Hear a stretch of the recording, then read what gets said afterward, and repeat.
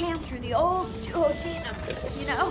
No. You're right, things can get messy, cornering the small intestine. That's only happened a couple of times in the past. What? All right, Sherlock, it was 5 times. Okay, 6. Fine, 7. I've had complications in the small intestine as a result of ingesting cans 8 times in the past. But you never know how things will shake out. A ruminant's gastrointestinal tract is full of surprises.